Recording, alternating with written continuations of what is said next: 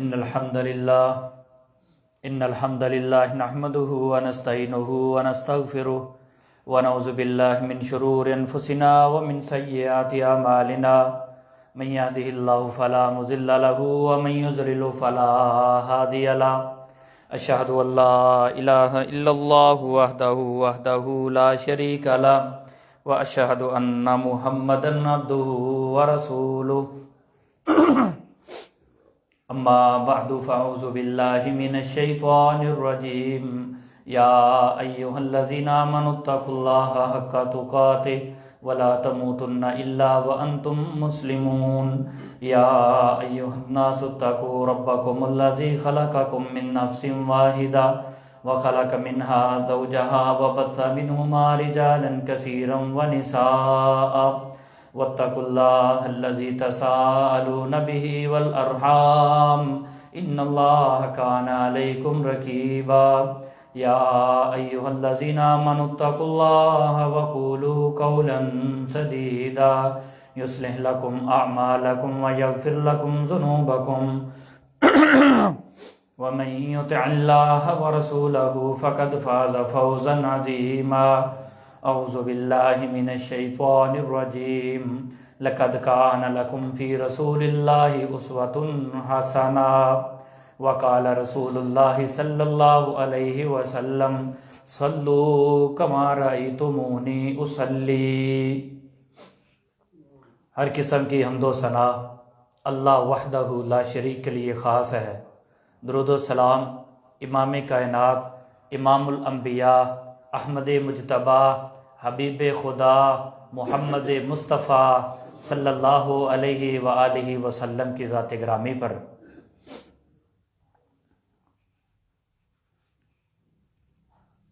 ہمارا عنوان نماز کے حوالہ سے چل رہا ہے۔ آج کا جو ہمارا عنوان ہے وہ ہے نماز میں کون کون سی غلطیاں عام طور پہ دانستہ یا غیر دانستہ طور پہ ہم کرتے ہیں، ان کی غلطیوں کی نشاندہی اور ان کی اصلاح۔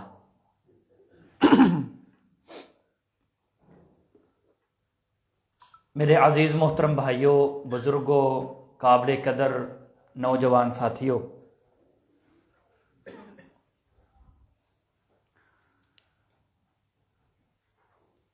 جس رب نے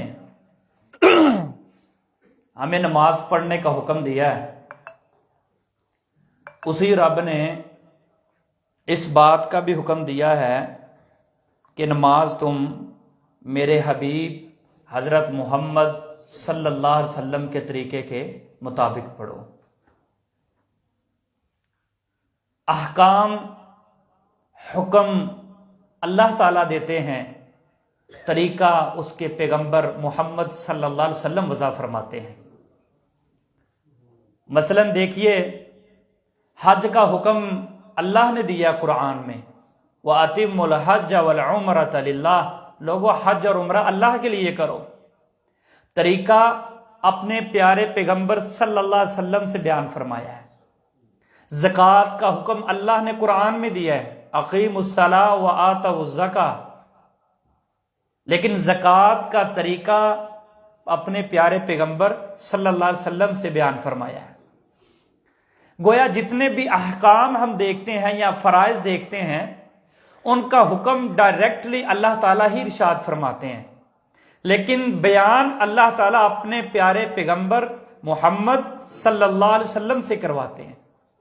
اسی طرح نماز پڑھنے کا حکم بھی اللہ نے دیا ہے، مگر نماز پڑھنے کا طریقہ بیان کس سے کروایا ہے؟ محمد الرسول اللہ صلی اللہ علیہ وسلم سے۔ اللہ تعالیٰ سورہ الاحزاب میں ارشاد فرماتے ہیں، لَقَدْ كَانَ لَكُمْ فِي رَسُولِ اللَّهِ أُسْوَةٌ حَسَنَةٌ، لوگوں تمہارے لیے زندگی کے ہر مسئلہ میں بہترین نمونہ اسوہ حسنہ کون ہے؟ رسول اللہ صلی اللہ علیہ وسلم کی ذات بابرکت۔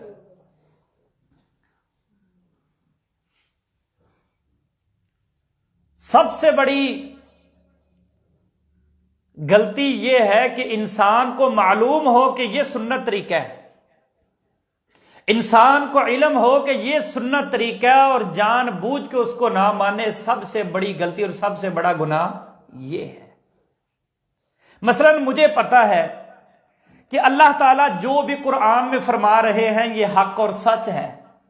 ہمارے پیارے پیغمبر صلی اللہ علیہ وسلم نے جو فرمایا ہے، میرا عقیدہ یہ ہے کہ زمین و آسمان اپنی جگہ سے ہل سکتا ہے، تباہ و برباد ہو سکتا ہے، میرے نبی کی بات میں کوئی شک اور شبہ ہو سکتا نہیں۔ اگر میں اپنی بات کروں تو آپ لوگوں کو حق حاصل ہے، اب جمعہ کے بعد اور جمعے میں بھی آپ مجھے ٹوک سکتے ہیں، روک سکتے ہیں کہ آپ اپنی بات کر لیں۔ اگر میں حدیث کا حوالہ، حدیث کا نمبر، قرآن کی آیت آپ بھائیوں کے سامنے رکھوں تو حق حاصل ہے آپ کا اس کو ماننا، انکار پھر آپ پہ لازم نہیں ہے۔ اگر میں اپنی بات کروں تو انکار آپ پہ لازم ہے۔ اگر میں اللہ کے قرآن اور پیارے پیغمبر محمد صلی اللہ علیہ وسلم کا فرمان آپ کے سامنے رکھوں تو مومن کا کام ہے قالوا سمعنا واطعنا، سن لیا اور پھر مان لیا۔ تو سب سے بڑا جرم کیا ہے، سب سے بڑی غلطی کیا ہے؟ انسان کو معلوم ہو کہ یہ سنت طریقہ ہے نماز پڑھنے کا، یہ طریقہ مسنون ہے، تو انسان پھر بھی اس کو نہ مانے تو سب سے بڑی غلطی اور سب سے بڑا جرم یہ ہے۔ آئیے اللہ تعالیٰ کے قرآن سے پوچھتے ہیں، اللہ تعالیٰ اس جرم کے بارے میں کیا ارشاد فرماتے ہیں کہ جان بوجھ کر اللہ اور اس کے رسول کے حکم کی مخالفت کرنا کتنا بڑا گناہ ہے۔ آئیے سنیے، اللہ فرماتے ہیں فَلْيَحْذَرِ الَّذِينَ يُخَالِفُونَ عَنْ أَمْرِهِ أَن تُصِيبَهُمْ فِتْنَةٌ أَوْ يُصِيبَهُمْ عَذَابٌ عَلِيمٌ۔ میرے بھائیو یہ میری بات نہیں ہے، فرمایا فَلْيَحْذَرِ الَّذِينَ يُخَالِفُونَ عَنْ أَمْرِهِ، پس چاہیے کہ باز آ جائیں وہ لوگ یخالفون عن امرہ، جو میرے پیغمبر صلی اللہ علیہ وسلم کے حکم کی کیا کرتے ہیں؟ مخالفت کرتے ہیں۔ کس بات سے باز آ جائیں؟ اس بات سے ڈریں، باز آ جائیں ان تصیبہم فتنہ، کہ کہیں اللہ ان کو کسی فتنے میں مبتلا نہ کر دے، آزمائش میں مبتلا نہ کر دے، یا پھر او یصیبہم عذاب علیم، قیامت والے دن اللہ انہیں کہیں دردناک عذاب سے دوچار نہ کر دے۔ معلوم ہوا کوئی انسان جان بوجھ کر نبی کی سنت کو چھوڑ کر، پیارے پیغمبر کے حکم کو چھوڑ کر، آپ کے طریقے کو چھوڑ کر اس کی مخالفت کرے گا تو وہ شخص اللہ کے دردناک عذاب کا مستحق بن سکتا ہے۔ اللہ ہم سب کو محفوظ رکھے۔ تو آئیے پیارے پیغمبر صلی اللہ علیہ وسلم، جیسا میں نے شروع میں کہا، نماز کا حکم کس نے دیا ہے؟ اللہ نے۔ تو اسی اللہ نے حکم دیا ہے کہ نماز کس کے سنت کے مطابق پڑھنی ہے؟ محمد الرسول اللہ صلی اللہ علیہ وسلم کی۔ فرمایا پیارے پیغمبر نے صلو کما رأیتمونی اصلی، لوگوں جس طرح مجھے تم نے پڑھتے ہوئے دیکھا ہے اس طرح نماز پڑھو۔ سب سے پہلی غلطی ہم عام طور پہ جو کرتے ہیں وہ نیت کی ہے۔ میرے عزیز بھائیوں، کوئی اختلافی بات نہیں، کسی کا دل دکھانا مقصود نہیں۔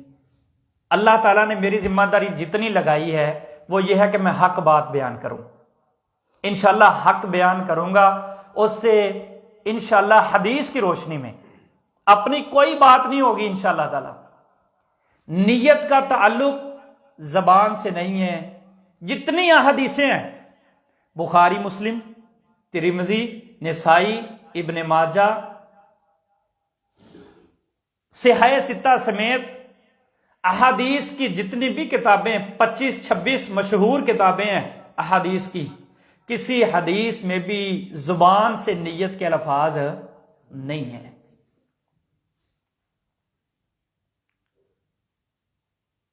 وضو کرتے وقت، مسجد میں داخل ہوتے وقت یا نماز سے پہلے، وہ سنتیں ہوں، وہ فرض نماز ہو، وہ عیدین کی نماز ہو، وہ نماز جنازہ ہو، وہ کوئی بھی نماز ہو، اس میں نیت کے الفاظ کوئی بھی زبان سے، خواہ وہ روزہ ہی کیوں نہ ہو، عام طور پہ ہم سمجھیں روزے کی بھی نیت کرتے ہیں، وہ روزہ بھی کیوں نہ ہو، الفاظ سے زبان پیارے پیغمبر صلی اللہ علیہ وسلم سے ثابت نہیں ہے۔ یہاں ہی بس نہیں، جناب صدیق سے بھی ثابت نہیں، جناب فاروق سے بھی ثابت نہیں، جناب عثمان ابن عفان سے بھی ثابت نہیں، اور حیدر کرار، شیر خدا، علی المرتضی رضی اللہ تعالی رضوان اللہ تعالی علیہ مجمعین سے، یہ چاروں خلفاء سے بھی ثابت نہیں ہے۔ سب سے پہلے تو جانے نیت کہتے کسے ہیں، نیت کہتے کسے ہیں؟ نیت نوات ان سے ہے، نیت نوات ان سے ہے۔ اللہ اکبر۔ نوا بولتے ہیں کھجور، دیکھیے نا آپ نے کھجور کی جو گٹھلی ہوتی ہے نا، کھجور کی گٹھلی جسے پنجابی چ گٹے کہندے نے، جو گٹھلی ہے، گٹھلی کا جو اندر والا حصہ ہوتا ہے وہاں پہ ایک سفید دھاگا ہوتا ہے، اس کو نوا بولتے ہیں،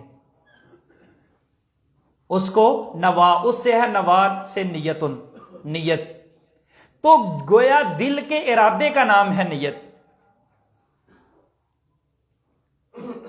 زبان سے کسی قسم کی کوئی الفاظ دہرانا پیارے پیغمبر محمد صلی اللہ علیہ وسلم سے ثابت نہیں ہے۔ جیسا میں نے شروع میں کہا کہ نماز ہم نے کون سی پڑھنی ہے؟ جون سی اللہ کے پیغمبر نے پڑھی ہے۔ میرے بھائیوں، معذرت کے ساتھ ہم فرقہ وریت میں اس قدر بٹ گئے کہ ہم نے حق کا انکار کر دیا۔ ہم اپنے اپنے علماء کے پیچھے اس قدر لگ گئے کہ جو انہوں نے کہا ہم نے دین سمجھ لیا۔ یہی بات جو یہودیوں عیسائیوں میں تھی، اتخذوا احبارہم ورہبانہم اربابا من دون اللہ، انہوں نے اپنے بڑوں کو رب بنا لیا، جو وہ کہتے تھے وہ مانتے تھے، جس کو وہ حلال کہتے حلال مانتے، جس کو حرام کہتے حرام مانتے، جبکہ حلال اور حرام کا اختیار کس کے پاس ہے؟ اللہ کے پاس ہے۔ میں دین کا طالب علم ہوں، مجھے یہ اختیار موجود ہے اللہ اور اس کے رسول کی بات کہوں، حق نہ حق، حلال اور حرام کا میرے پاس اختیار اللہ اور اس کے رسول نے مجھے دیا نہیں ہے، لہذا ہم میں سے کسی کو نہیں دیا۔ لیکن حق بات ماننا، سننا، سنانا یہ فرض ہے۔ پیارے پیغمبر نے فرمایا جو حق جانتے ہوئے بھی بیان نہیں کرے گا، حق کو چھپائے گا، قیامت کے دن اللہ تعالیٰ اس کو آگ کی لگام پہنائے گا، آگ کی لگام پہنائے گا۔ جو حق بیان جانتے ہوئے بھی حق کو بیان نہیں کرے گا، حق چھپائے گا۔ تو نیت، یہ رسول اللہ صلی اللہ علیہ وسلم اور 4 عظیم لوگوں کے میں نے نام لیے ہیں، کیونکہ اللہ کے نبی کا فرمان ہے علیکم بسنتی و سنت الخلفاء الراشدین المہدیین، میری سنت ہے تم پہ لازم، اور میرے صحابہ کی راشدین جو خلفاء ہیں سب کا اتفاق ہے کہ جو 4 پہلے خلیفہ ہیں یہ راشدین میں سے ہیں۔ تو ان 4 سے بھی الفاظ ثابت نہیں ہیں۔ نیت دل میں ہے، آپ نیت کر لیں۔ آپ نے فرمایا جس نے فرضی روزے کی نیت ضروری ہے، جس نے اس کی نیت نہیں کی اللہ تعالیٰ اس کا روزہ قبول نہیں کرے گا۔ اب اس کی نیت کیسے؟ آپ دل میں ارادہ کریں کہ میں نے صبح روزہ رکھنا ہے۔ نفلی روزے کی نیت فرض نہیں، البتہ فرضی روزے کی نیت کیا ہے؟ فرض ہے۔ آگے چلیے، اب آ گیا مسئلہ نماز کا جو ہمارا چل رہا ہے۔ نیت دل کے ارادے کا نام ہے، الفاظ سے دہرانا یہ رسول اللہ صلی اللہ علیہ وسلم یا صحابہ کرام رضوان اللہ تعالی علیہ مجمعین سے کسی سے بھی ثابت نہیں۔ اگر کوئی بندہ یہ والے الفاظ جو ہم دہراتے ہیں نماز سے پہلے کوئی شخص ثابت کر دے، انشاءاللہ منہ مانگا انعام اللہ تعالیٰ کے گھر میں کھڑا ہو کے کہتا ہوں میں دوں گا، اور میں انشاءاللہ اس کو اپنا محسن مانوں گا، ہماری اصلاح کر دے۔ جیسا میں نے شروع میں کہا کہ ہم نے اپنے بڑوں کی باتیں نہیں ماننی، ہم نے اللہ اور اس کے رسول صلی اللہ علیہ وسلم کی بات کو ماننی ہے۔ یہودیوں نے یہی کہا اتخذوا احبارہم ورہبانہم اربابا من دون اللہ، انہوں نے اپنے بڑوں کی باتوں کو مانا، ہمارے باپ دادا تو غلط نہیں تھے۔ میرے بھائیوں، ہمارے باپ دادا غلط ہو سکتے ہیں، اللہ کی قسم اللہ کا قرآن محمد رسول اللہ کا فرمان غلط ہو سکتا نہیں ہے۔ لہذا زبان سے کسی قسم کے الفاظ بھی دہرانے کی ضرورت نہیں ہے، اور کسی بھی صحیح حدیث سے یہ ثابت بھی نہیں ہے۔ پہلی بات تو یہ ہوئی نیت ضروری ہے، لیکن نیت کا تعلق دل سے ہے۔ اگلی بات، آپ وضو کرتے ہیں، وضو کے شروع میں کچھ لوگوں نے کہہ دیا کہ بسم اللہ پڑھنا ضروری نہیں، بالکل غلط ہے، بالکل غلط ہے۔ جس وضو میں بسم اللہ نہیں ہے وہ وضو ہی نہیں ہے۔ بہت سارے علماء کے میں نے فتوے سنے ہیں، وہ کہتے ہیں بسم اللہ ضروری نہیں ہے۔ آئیے 2 حدیثیں آپ کے سامنے عرض کرتا ہوں۔ رسول کریم صلی اللہ علیہ وسلم ارشاد فرماتے ہیں توضعوا بسم اللہ، کہ وضو شروع کرو کس کے نام سے؟ اللہ کے نام سے. ایک حدیث. دوسری حدیث پیارے پیغمبر صلی اللہ علیہ وسلم فرماتے ہیں لا صلاۃ لمن لا وضوء لہ، اس شخص کی نماز ہی نہیں ہے جس نے وضو نہیں کیا. لا وضوء لہ لمن لم یذکر اسم اللہ تعالی علیہ، اور اس کا وضو نہیں ہے جس نے وضو سے پہلے اللہ کا نام نہیں لیا. ایک تو دوسری جو غلطی ہے، ہم بسم اللہ نہیں پڑھتے، اور اگر پڑھتے ہیں تو بسم اللہ الرحمن الرحیم پڑھتے ہیں. جتنی بھی احادیثیں ہیں، کسی حدیث میں بھی پوری بسم اللہ الرحمن الرحیم پڑھنا پیارے پیغمبر صلی اللہ علیہ وسلم سے ثابت نہیں ہے. تو جب نبی سے ثابت نہیں تو ہمیں اضافہ کیوں کرنا ہے؟ ہمارے نبی نے بسم اللہ پڑھا ہے. وہ نماز جنازہ کا وضو ہے، وہ عیدین کا وضو ہے، وہ نماز ظہر کا وضو ہے، وہ نماز عشاء کا وضو ہے. جو ان سبھی وضو آپ نے کرنا ہے، وضو سے پہلے ہم نے کیا پڑھنا ہے؟ بسم اللہ. یہی میرے نبی نے پڑھا اور یہی ہمیں پڑھنا چاہیے. میں نے آپ بھائیوں سے کہا جتنی بھی حدیثیں ہیں، آپ بخاری اٹھائیں، مسلم اٹھائیں، ترمذی اٹھائیں، نسائی اٹھائیں، ابو داود اٹھائیں، سنن ابن ماجہ اٹھائیں، مسند احمد اٹھائیں، جتنے بھی حدیثیں ہیں، کسی حدیث سے بھی لفظ بسم اللہ کے علاوہ پوری بسم اللہ پیارے پیغمبر سے ثابت، ابو بکر و عمر سے ثابت، عثمان و علی سے ثابت، طلحہ و زبیر سے ثابت، اصحاب بدر، اصحاب شجر، اصحاب احد، کسی صحابی سے، کسی تابعی سے بسم اللہ الرحمن الرحیم پوری پڑھنا ثابت نہیں ہے. اب ہوتا کیا ہے؟ عام طور پہ جو ہمارے علماء کہتے ہیں نا پوری بسم اللہ پڑھنا چاہیے، وہ کہتے ہیں جی کی حرج کی یہ پڑھج. حرج یہ ہے کہ ہمارے نبی نے فجر کی سنتیں 2 بتائی ہیں، آپ 3 کیوں نہیں پڑھتے؟ فجر کے فرض 2 بتائے ہیں، آپ 4 کیوں نہیں پڑھتے؟ کیا حرج ہے پڑھنے میں؟ عبادت ہی ہے. یہاں جواب یہ ملتا ہے چونکہ نبی نے 2 پڑھی ہیں اس لیے ہم 2 پڑھتے ہیں. تو بھائیوں یہاں بھی ہمارے نبی نے صرف بسم اللہ پڑھی ہے. وہ کام کریں جو میرے نبی نے کیا. سب سے بڑی دوسری غلطی کیا ہے؟ ہم وہ کام کرتے ہیں جو ہمارے نبی نے کیا نہیں، اور جو کیا وہ کرتے نہیں ہیں. لہذا وضو ضروری ہے، تو وضو کرنے سے پہلے جو کام ہے وہ کیا ہے؟ ہم نے کیا پڑھنا ہے؟ بسم اللہ. اور آج کے بعد انشاءاللہ ہم سب کیا پڑھیں گے؟ بسم اللہ. یہی ہمارے نبی کا طریقہ ہے. پیارے پیغمبر محمد صلی اللہ علیہ وسلم نے بڑی شاندار بات فرمائی. فرمایا من احب سنتی فقد احبنی ومن احبنی کان معی فی الجنہ. جو میری سنت پہ عمل کرتے ہوئے وضو کرے گا، فرمایا من احب سنتی، جو میری سنت سے محبت کرے گا، کان معی فی الجنہ، وہ جنت میں میرے ساتھ اس طرح ہوگا جس طرح یہ 2 انگلیاں ہیں. فرمایا جو میری سنت سے محبت کرے گا وہ مجھ سے کرے گا، اور جو مجھ سے کرے گا وہ جنت میں میرے ساتھ اس طرح ہوگا. کیا کہنے، اگر وضو کی سنت پہ عمل کرتے ہوئے نبی کے ساتھ جنت میں مل جائے تو اس سے کوئی اور ہمیں سودا چاہیے؟ لہذا دوسرا کام ہے وضو کرتے وقت ہم نے صرف کیا پڑھنا ہے؟ بسم اللہ پڑھنا ہے. اگلا کام، وضو کرتے ہوئے ہم نے اچھے طریقے سے وضو کرنا ہے.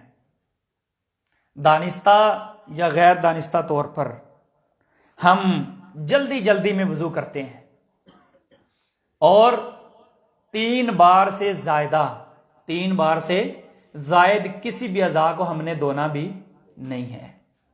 1 مرتبہ دھو لیں، 2 مرتبہ دھو لیں، 3 مرتبہ. مثلا آپ کلی کرتے ہیں، 1 مرتبہ آپ نے پانی لیا، کلی کی، آپ کا منہ صاف ہو گیا. آپ دوسری مرتبہ کرنا چاہتے ہیں کر سکتے ہیں، تیسری مرتبہ کرنا چاہتے ہیں کر سکتے ہیں. تیسری سے زائد یہ ظلم ہے، گناہ ہے، زیادتی ہے. تینوں لفظ میرے نبی نے بولے ہیں. آپ بازو اپنا دھو رہے ہیں کوہنی تک، اور کوہنی سے اوپر یہاں تک دھونا چاہیے. آپ بازو دھو رہے ہیں، 1 مرتبہ دھو سکتے ہیں، 2 مرتبہ دھو سکتے ہیں، 3 مرتبہ، چوتھی مرتبہ آپ دھو سکتے نہیں. اپنے چہرے کو دھو رہے ہیں، 3 مرتبہ دھو سکتے ہیں. کئی لوگ وضو کے وقت صابن لگا کے اپنا منہ واش کرتے ہیں، اچھی بات ہے، لیکن 3 مرتبہ سے زیادہ آپ وضو کے وقت صابن سے دھو سکتے نہیں. پھر بھی 3 مرتبہ ہے.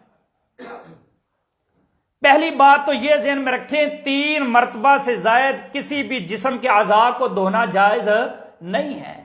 رسول اللہ صلی اللہ علیہ وسلم کا فرمان ہے، پیارے پیغمبر صلی اللہ علیہ وسلم ارشاد فرماتے ہیں، حدیث سنن نسائی میں ہے، حدیث نمبر 140 ہے، پیارے پیغمبر نے فرمایا الوضو سلاسن سلاسن، لوگوں وضو میں ہر جسم کے حصے کو دھونا صرف 3 مرتبہ ہے، 3 مرتبہ۔ جس نے فمن زادہ علی ھذا، جس نے 3 سے زائدہ مرتبہ کیا، فقد عصا، نمبر 1 اس نے نافرمانی کی، وظلم اس نے ظلم کیا، وتعدی اور اس نے زیادتی کی۔ گویا 3 مرتبہ سے زائد کرنے سے وضو پھر وضو مسنون وضو نہیں رہتا۔ آپ 4تھی مرتبہ دھو لیں، 5 مرتبہ دھو لیں، لیکن نبی والا وضو نہیں ہے۔ جناب عثمان ان کے غلام ہیں حضرت حمران، وہ بیان کرتے ہیں کہ میں امیر المومنین عثمان ابن عفان کے پاس آیا، کہا میں نے امیر المومنین مجھے اللہ کے رسول والا وضو کر کے دکھائے۔ کہتے ہیں جناب عثمان نے اپنے ہاتھ دھوئے، ہاتھ دھونے کے بعد اچھی طرح ہاتھ دھوئے، ہاتھ دھونے کے بعد کلی کی، کلی کرنے کے بعد استنشاق، ناک کو جھاڑا، یہ بھی 3 مرتبہ، اس سے زیادہ نہیں، 1 مرتبہ 2 یا 3، پھر اپنا چہرہ، پھر اپنے بازو، پھر مسح، اور مسح کے بعد اپنے پاؤں، پھر کانوں کا یعنی سر کے ساتھ مسح، پھر پاؤں، اور پھر 2 رکعتیں نماز ادا کی۔ جناب عثمان فرمانے لگے یہ وضو ہے محمد الرسول اللہ صلی اللہ علیہ وسلم کا، جو اس طرح وضو کر کے 2 رکعتیں پڑھے گا اور ساتھ میں جو 2 دعائیں ہیں وہ آگے بیان کرنے والا ہوں پڑھے گا، اللہ تعالیٰ اس کے لیے حج اور عمرے کا اس کو ثواب بھی دیتے ہیں، اور جنت کے 8 دروازے اس کے لیے کھول دیتے ہیں، وہ جس دروازے سے چاہے داخل ہو جائے۔ تو یہاں کام کیا ہے؟ 3 مرتبہ دھونا اعضاء کو، 3 مرتبہ سے زیادہ دھونا، پیارے پیغمبر فرماتے ہیں وہ ظلم کرے گا، نافرمانی کرے گا اور زیادتی کرے گا۔ اگلی بات یہ ہے ایڑی کے دھونے کا خاص طور پہ اہتمام کریں۔ کچھ لوگ ہیں جلدی جلدی سے، جب پاؤں کی باری آتی ہے نا، جلدی جلدی سے پانی مار کے اوپر سے آ جاتے ہیں، ایڑیاں خشک رہتی ہیں۔ خاص طور پہ میرے نبی نے تاکید کی ہے، ایک صحابی آئے، انہوں نے جلدی سے وضو کیا اور ان کی ایڑی خشک رہ گئی۔ جب پیارے پیغمبر محمد صلی اللہ علیہ وسلم نے دیکھا وہ نماز پڑھ چکا تھا، فرمایا ادھر آؤ، ارجع فاحسن وضوءک، جاؤ دوبارہ وضو کرو، ثم صلی، حدیث میں آتا پھر اس نے دوبارہ نماز پڑھی، آپ نے فرمایا تیری نماز نہیں ہے۔ اور جو خاص بات کی وہ کیا ہے؟ فرمایا ویل للاعقاب، ان ایڑیوں کے لیے ہلاکت ہے، بربادی ہے جو وضو میں خشک رہ جائے۔ لہذا اچھی طرح وضو کریں، اپنی ایڑیوں کو خشک نہ چھوڑیں۔ ایک حدیث میں آتا ہے ایک ناخن کے برابر ایک شخص کی ایڑی خشک تھی، ایک ناخن کے برابر، کتنی جگہ ہوتی ہے ناخن کی، چھوٹی سی، فرمایا ناخن کے برابر اس کی ایڑی خشک تھی۔ محمد الرسول اللہ صلی اللہ علیہ وسلم نے فرمایا اس کے لیے ہلاکت ہے کہ اس کی ایڑیاں خشک رہ گئیں۔ لہٰذا اچھی طرح وضو کریں۔ نبی کریم صلی اللہ علیہ وسلم کے پاس ایک شخص آیا، وہ نماز پڑھ رہا ہے، اس نے جلدی جلدی نماز پڑھی، سلام پھیر کے چلا گیا۔ آپ نے فرمایا ارجع فصلی فانک لم تصلی، لوٹ جا، تو نے نماز نہیں پڑھی۔ وہ گیا، پھر اس نے وضو کیا، نماز پڑھی، پھر نماز پڑھ کے آپ کے پاس آیا، السلام علیکم یا رسول اللہ، آپ نے فرمایا ارجع فصلی فانک لم تصلی، پھر وہ واپس چلا گیا۔ تیسری مرتبہ آیا، پھر اس نے جلدی جلدی وضو کیا، جلدی جلدی نماز پڑھی اور آپ کے پاس ہے، آپ نے فرمایا ارجع فصلی فانک لم تصلی، چلا جا، تو نے نماز نہیں پڑھی۔ کہنے لگا فعلمنی یا رسول اللہ، یا رسول اللہ میں نے نہیں پڑھی، مجھے سکھائیے۔ آپ نے فرمایا ہاں، جب تو وضو کے لیے آئے اسبغ الوضوء، وضو کو اچھی طرح کر، واذا اقمت فی الصلاۃ، جب تو نماز میں کھڑا ہو تو اچھی طرح کھڑا ہو، جب تو رکوع کرے اچھی طرح رکوع کر، جب سجدہ کرے اچھی طرح سجدہ کر، جب تشہد میں بیٹھے اچھی طرح تشہد میں بیٹھ، جب سلام پھیرے اچھی طرح سلام پھیر، یہ تیری نماز ہے۔ جلدی جلدی آیا، جلدی جلدی نماز پڑھی، یہ تیری نماز نہیں ہے۔ جلدی جلدی آیا، جلدی جلدی وضو کیا، جسم کے اعضاء کو اچھی طرح نہ دھویا، فرمایا یہ تیرا وضو بھی نہیں ہے۔ 3 مرتبہ صحابی نے عمل کیا ہے، اور نبی پاک فرماتے ہیں ارجع فصلی فانک لم تصلی، لوٹ جا، تو نے نماز نہیں پڑھی، تیری نماز اللہ کو یہ قابل قبول نہیں ہے۔ اگر کوئی صحابی جلدی جلدی وضو کرتا ہے، سجدہ کرتا ہے، رکوع کرتا ہے، اس کی نماز نہیں ہے، اس کا وضو نہیں ہے، تو کیا ہم جلدی جلدی وضو کریں گے ہمارا وضو ہو جائے گا؟ لہذا میرے بھائیوں اچھے طریقے سے وضو کریں اور ایڑیوں کو اچھے طریقے سے دھوئیں، ایڑیوں کا اہتمام کریں۔ اس کے بعد اگلا جو کام ہے وہ مسح ہے، مسح کرنے کا کام ہے۔ مسا کن جگہ پہ ہم نے وضو پہ کرنا ہے اچھی طرح نوٹ کر لیں. نبی کریم صلی اللہ علیہ وسلم سے سب سے پہلے سر کا مسا ہے. حدیث آتی ہے الاذنان من الراس، کہ جو کان ہیں یہ سر کا ہی حصہ ہے. مثلا اگر کوئی شخص سر کا مسا کرتا ہے، یہ اس نے ٹوٹی سے وضو کرتے وقت پانی لیا ہے اور اس طرح وہ اپنے ہاتھوں کو پیچھے لے کے جاتا ہے یہاں گدی تک، اور یہاں پھر اپنے ہاتھوں کو آگے لے کے آتا ہے، اور یہاں سے ہی ساتھ پھر اپنے کانوں کا، یہ دیکھیں اس طرح سے، یہ جو اندر والی انگلی ہے یہ اندر کان میں اور باقی باہر والے حصے میں، اگر اس طرح وہ مسا کر لیتا ہے تو اس کا مسا ہو جائے گا. اس کا مسا کیا ہو جائے گا. اگر کوئی شخص الگ سے سر کے مسے کے علاوہ الگ سے پانی لے کے اپنے کانوں کا مسا کرتا ہے تو یہ بھی افضل طریقہ ہے، یہ زیادہ افضل ہے. لیکن اگر کوئی سر کے مسے کے ساتھ ہی کانوں کا مسا کر لیتا ہے تو میرے نبی کا فرمان ہے الاذنان من الراس، دونوں کان کس کا حصہ ہیں؟ سر کا حصہ ہے، تو لہذا اس کا بھی مسا ہو جائے گا. ایک بات یہ. دوسری بات یہ کہ بعض لوگ پھر اس کے ساتھ ٹوٹی سے یوں ٹوٹی کے نیچے پانی ہاتھ لگا کے یوں اس طرح یا پھر اس طرح گردن کا مسا کرتے ہیں. کسی ایک صحیح حدیث سے بھی گردن کا مسا بھی پیارے پیغمبر صلی اللہ علیہ وسلم سے ثابت نہیں ہے. جناب صدیق، جناب فاروق، عثمان ابن عفان، حیدر کرار رضوان اللہ تعالی علیہ مجمعین سے ثابت نہیں ہے. یہ ہوگی سر کا مسا اور گردن کا مسا. تو گردن کا مسا یہ نبی کریم صلی اللہ علیہ وسلم سے ثابت نہیں ہے. اگلی بات، پگڑی کے اوپر مسا. آپ نے ٹوپی پہنی ہوئی ہے یا پگڑی پہنی ہوئی ہے، صحیح حدیث ہے باب المسح علی الامامہ، نبی کریم صلی اللہ علیہ وسلم امامہ کے اوپر بھی مسا کر لیتے تھے. جو آپ نے امامہ مبارک باندھا ہوتا تھا اس کے اوپر بھی آپ مسا فرما لیتے. اگر کوئی شخص کسی کو زخم ہے یا ویسے ہی وہ اس نے ٹوپی پہنی ہوئی ہے تو ٹوپی کے اوپر مسا کرنا چاہے، پگڑی کے اوپر مسا کرنا چاہے تو اس میں کوئی حرج کی بات نہیں ہے. جامع ترمذی میں حدیثیں موجود ہے، بے شمار حدیثیں موجود ہے. آگے چلیے، کتاب الوضو آپ پڑھ سکتے ہیں. موزوں اور جرابوں پر مسا. اب یہاں ایک مسئلہ چلتا ہے. کچھ لوگ کہتے ہیں نبی صلی اللہ علیہ وسلم کے دور میں موزے تھے، جرابیں نہیں تھیں، لہٰذا موزوں پہ ہی مسا ہے، جو چمڑے کے موزے ہوں جرابوں پہ مسا نہیں ہے. یہ بات غلط ہے. نبی صلی اللہ علیہ وسلم کے دور میں تو یہ سپیکر بھی نہیں تھا بھائی، یہ والے انرجی سیور بھی نہیں تھے، یہ پنکھے بھی نہیں تھے. ایسی جراب، ایسا موزہ جو واضح طور پہ پھٹا ہوا نہ ہو، بہت بڑا اس میں سراخ نہ ہو، تو اس کے اوپر مسا کیا جا سکتا ہے. اور ایسی جراب جس کو جراب کہتے ہیں، کئی جرابیں ہوتی ہیں پہننے کے باوجود بھی ننگا ہوتے ہیں، اور کچھ جرابیں ہاف ہوتی ہیں، یہ جو ایڑی ہے نا انسان کی، اس سے نیچے والی حصے ہوتی ہیں، اس کے اوپر مسا نہیں ہوتا. ایڑی کے اوپر اگر کوئی جراب ہو تو اس کے اوپر مسا ہو سکتا ہے. آج کل جو نیا ٹرینڈ چلا چھوٹی جرابوں کا، ایڑیوں سے نیچے جرابیں ہیں ان کے اوپر مسا نہیں ہوتا. جراب جس کو کہا جاتا ہے وہ جراب ہو یا موزہ ہو، پیارے پیغمبر محمد الرسول اللہ صلی اللہ علیہ وسلم سے، صحابہ کرام سے یہی منقول ہے کہ اس کے اوپر مسا کیا جا سکتا ہے، وہ جراب جس رنگ کی بھی ہو، وہ موزہ جس رنگ کا بھی ہو. اگلی بات، اوپر والے حصے پہ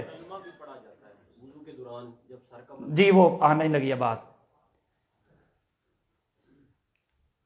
جوتے کا جرابوں کے اوپر والے حصے پہ مسا کرنا ہے. کئی لوگ ساتھ میں تقید میں نیچے بھی ہاتھ پھیر لیتے ہیں، ساتھ میں نیچے بھی ہاتھ پھیر لیتے ہیں، یہ بھی نبی صلی اللہ علیہ وسلم کا طریقہ نہیں ہے. حضرت علی رضی اللہ تعالیٰ فرماتے ہیں اگر دین عقل کا نام ہوتا، اگر دین عقل کا نام ہوتا، جناب علی فرماتے ہیں، تو اس بات کو ذہن میں رکھ لینا کہ جو نیچے والا حصہ ہے استعمال تو وہ ہوتا ہے، چلتا تو وہ ہے، پھر مسا اس کا ہوتا، مسا اوپر والے حصے کا نہ ہوتا. چونکہ عقل یہ کہتی ہے کہ نیچے والا حصہ زمین پہ گدلا ہوتا ہے، نیچے والا حصہ زمین پہ چلتا ہے. تو جناب علی فرماتے ہیں دین عقل کا نام نہیں ہے، دین محمد الرسول اللہ صلی اللہ علیہ وسلم کی سنت و اتباع کا نام ہے. تو میرے نبی نے اوپر والے حصے پہ مسا کیا ہے. اور مسے کا طریقہ کیا ہے؟ دو طریقے ہیں مسے کے. افضل طریقہ یہ ہے آپ اپنی جرابوں پہ مسا کریں، اپنے موزوں پہ تو آپ اپنے دونوں ہاتھوں کو پانی کے ساتھ گیلا کریں جتنا آپ مناسب سمجھتے ہیں، اور اپنے دونوں پاؤں کے اوپر اکٹھے ہی ایک مرتبہ کریں. یہ افضل اور سنت طریقہ زیادہ ہے. صحابہ کرام سے الگ الگ، یعنی آپ دائیں ہاتھ سے اس پہ پھیر لیں، پھر دائیں ہاتھ سے آپ بائیں پاؤں پہ پھیر لیں، یہ بھی جائز ہے، لیکن افضل طریقہ یہ ہے کہ آپ اکٹھے ایک مرتبہ ہی اپنے دونوں پاؤں والے، دونوں جرابوں یا دونوں موزوں پہ اکٹھا مسح کریں، یہ زیادہ احسن اور اچھا طریقہ ہے نبی کریم صلی اللہ علیہ وسلم سے۔ اب وضو ہو گیا جی، اب کچھ لوگ وضو کے درمیان میں یا کچھ لوگ وضو کرنے کے بعد جب دعا پڑھتے ہیں نا، اشہد اللہ الہ الا اللہ و اشہد ان محمدن عبدہ ورسول، ایک دعا یہ ہے، اور ایک دعا اور یاد کر لیں، وہ بھی ساتھ پڑھا کریں، اس کی بڑی فضیلت ہے، سبحانک اللہم و بحمدک اشہد اللہ الہ الا انت استغفرک و اتوب الیک۔ کچھ لوگ یوں اس طرح شہادت والی انگلی کھڑی کر کے آسمان کی طرف دیکھتے ہیں۔ میرے بھائیو 170 نمبر حدیث ہے سنن ابن ماجہ میں، کہاں؟ سنن ابن ماجہ میں 170 نمبر حدیث ہے، اور یہ حدیث بیان کی جاتی ہے جناب صدیق رضی اللہ تعالیٰ عنہ کے حوالے سے کہ انہوں نے ایک مرتبہ وضو کیا، اور اشہد اللہ الہ جب یہ لفظ ہے نا شہادت کے، تو انہوں نے یوں انگلی آسمان کی طرف اٹھائی اور آسمان کی طرف دیکھا۔ میرے بھائیو یہ حدیث ضعیف ہے، یہ نبی کریم اور جناب صدیق رضی اللہ عنہ سے ثابت نہیں ہے۔ 170 نمبر حدیث ہے اور یہ حدیث ضعیف ہے۔ نبی کریم صلی اللہ علیہ وسلم سے یا کسی ایک صحابی سے، صحابہ کرام رضوان اللہ تعالی علیہم اجمعین کی بات چھوڑیں، کسی تابعی سے جنہوں نے صحابہ سے پڑھا ہے، ان سے بھی یہ ثابت، امام بخاری امام مسلم سے ثابت۔ میں کہہ دوں تو میری بات تو دین نہیں ہے، آپ کہتے ہیں آپ کی بات تو دین نہیں ہے۔ دین ان کا ہے جنہوں نے نبی سے سیکھا، یا جن لوگوں نے نبی سے سیکھا ان لوگوں نے ان سے سیکھا جو نبی کے شاگرد تھے، یعنی صحابہ کرام رضوان اللہ تعالی علیہم اجمعین۔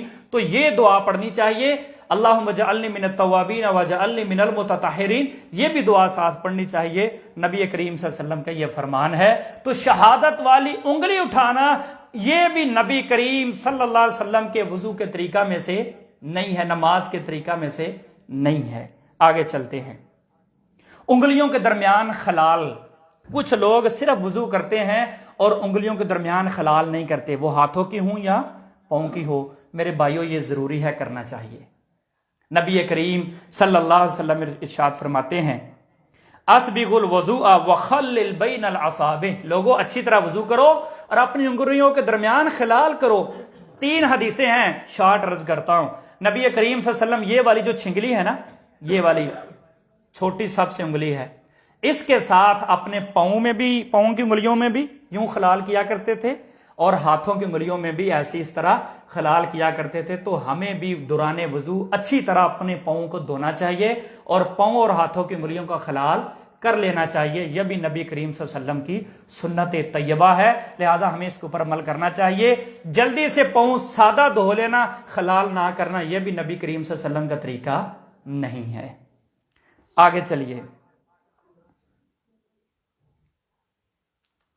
وضو کے بعد نماز میں ہونے والی غلطیاں، انگلیوں کے درمیان تشبیک دینا، یہ بھی ایک بڑا اہم مسئلہ ہے۔ وضو کر لیا، اب نماز کے لیے آ رہے ہیں، 3 حدیثیں آتی ہیں کہ نبی کریم صلی اللہ علیہ وسلم نے تشبیک کرنے سے منع کیا۔ مثلا وضو کیا، اب ہم اپنے گھر سے یا مسجد کے صحن سے نماز کے لیے چلے ہیں، تو ایسے ہاتھوں میں ہاتھ ڈال لینا، یا پھر ایسے کوئی بھی طریقہ، یہ کرنے سے نبی صلی اللہ علیہ وسلم نے کیا کیا؟ منع کیا۔ 3 حدیثیں سنیں پھر فیصلہ کرتے ہیں۔ پہلی حدیث یہ ہے۔ دوسری حدیث یہ ہے کہ نبی کریم صلی اللہ علیہ وسلم بیان کرتے ہیں، عبداللہ بن عمر بن عاص، شبک النبی صلی اللہ علیہ وسلم اصابعہ، کہ نبی صلی اللہ علیہ وسلم نے اپنی انگلیوں کو ایک دوسرے میں کیا کیا؟ داخل کیا۔ آگے چلیے، تیسری حدیث، صحابہ کہتے ہیں ہم نبی صلی اللہ علیہ وسلم کے ساتھ مسجد میں بیٹھے ہوئے تھے، اور امام نسائی رحمہ اللہ نے اس بات کی تائید کی ہے کہ نبی صلی اللہ علیہ وسلم نے اپنی انگلیوں میں تشبیک کی نماز سے پہلے، دوران یعنی وضو کی حالت میں۔ اب یہ 3 حدیثیں، ایک حدیث میں نبی صلی اللہ علیہ وسلم نے منع کیا ہے، اور 2 حدیثیں آ رہی ہیں کہ نبی صلی اللہ علیہ وسلم نے کیا کی ہے؟ تشبیک کی ہے۔ اب ان تینوں حدیثوں کی تطبیق یہ ہے کہ کوئی شخص بغیر ضرورت کے، جو امام نسائی نے تائید کی ہے وہ اس بات پہ کی ہے کہ نبی صلی اللہ علیہ وسلم نے کسی کو سمجھانے کے لیے یہ عمل کیا ہے، بغیر ضرورت کے انگلیوں میں وضو کرنے کے بعد نماز سے پہلے انگلیوں میں انگلیاں ہاتھوں میں ہاتھ اس طرح ڈالنا یہ جائز نہیں ہے. ہاں آپ کسی کو سمجھانے کے لیے کوئی کام کرنے کے لیے یا طریقہ سمجھانے کے لیے یہ کام کرتے ہیں, اس میں کوئی حرج کی بات نہیں ہے. جو نبی صلی اللہ علیہ وسلم نے تشبیہ کی ہے, جو انگلیوں میں انگلیاں ڈالی ہیں وہ کسی کو سمجھانے کے لیے کی ہیں. لہٰذا کچھ لوگ تو کہتے ہیں یہ خاصہ ہے نبی صلی اللہ علیہ وسلم کا, لیکن یہ خاصے والی بات درست نہیں ہے. لہٰذا نبی صلی اللہ علیہ وسلم نے جو انگلیوں میں انگلیاں ڈالی ہیں وہ صرف تشبیہ دی ہے کسی کو سمجھانے کے لیے. آپ کو بھی کسی کو سمجھانے کی کوئی عمل کرنے کی ضرورت ہے تو آپ اپنی انگلیوں کو ایک دوسرے میں یوں داخل کر سکتے ہیں وضو اور نماز کے درمیان, اس کے بغیر آپ کو اجازت نہیں ہے. آخری بات, نماز کھڑی ہو گئی ہے, اقامت, آپ سنتیں پڑھ رہے ہیں, آپ سنتیں پڑھ رہے ہیں تو آپ کو اب سنتیں پڑھنے کی ضرورت نہیں ہے.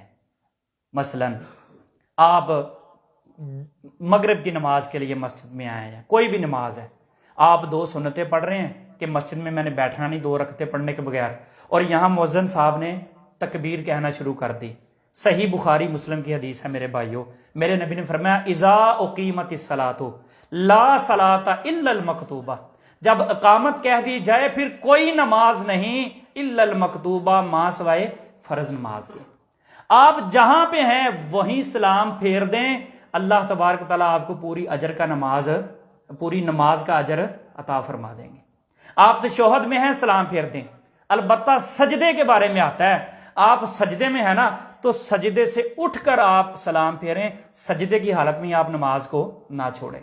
سجدے اور رکوع کے بارے میں بالخصوص آپ رکوع اور سجدہ پورا کریں. مثلا رکوع میں ہیں تو رکوع پورا کر لیں, تکبیر ہو رہی ہے, کھڑے ہو جائیں, سلام پھیر دیں, اپنی نماز آپ کو 2 رکعتوں کا اجر مل جائے گا. اگر آپ فرض نماز پڑھ رہے ہیں لیکن آپ لیٹ ہو گئے, ظہر کی نماز فرض پڑھ رہے ہیں, تو فرض نماز کی اقامت ہو گیا, پھر بھی آپ کو سلام پھیرنا پڑے گا.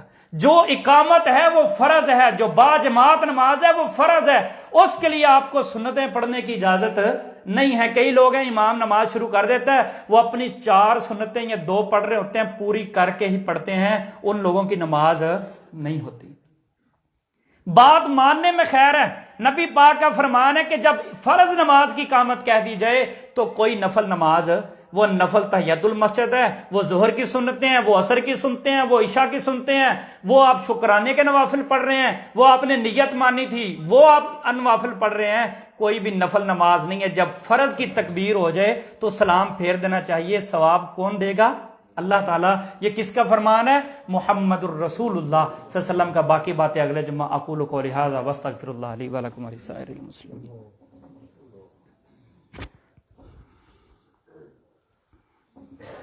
ان الحمد للہ نحمده ونستعینه ونستغفره ونعوذ باللہ من شرور انفسنا ومن سیئات اعمالنا من يهده الله فلا مضل له ومن يضلل فلا هادي له. اشهد ان لا اله الا الله وحده لا شريك له واشهد ان محمدا عبده ورسوله. ان الله وملائكته يصلون على النبي يا ايها الذين امنوا صلوا عليه وسلموا تسليما. اللهم صل على محمد وعلى ال محمد كما صليت على ابراهيم وعلى ال ابراهيم انك حميد مجيد. اللهم بارك على محمد وعلى ال محمد كما باركت على ابراهيم وعلى ال ابراهيم انك حميد مجيد. اللهم اعز الاسلام والمسلمين, اللهم اعز الجهاد والمجاهدين, اللهم اعزنا ولا تذلنا وزدنا ولا تنقصنا واكرمنا ولا تهنا وآتنا ولا تحرمنا وزدنا ولا تنقصنا يا ارحم الراحمين. اللهم اشف مرضنا ومرض المسلمين, اللهم اشف مرضنا ومرض المسلمين يا شافي الامراض اشف مرضنا ومرض المسلمين. سبحان ربك رب العزة عما يصفون وسلام على المرسلين والحمد لله رب العالمين.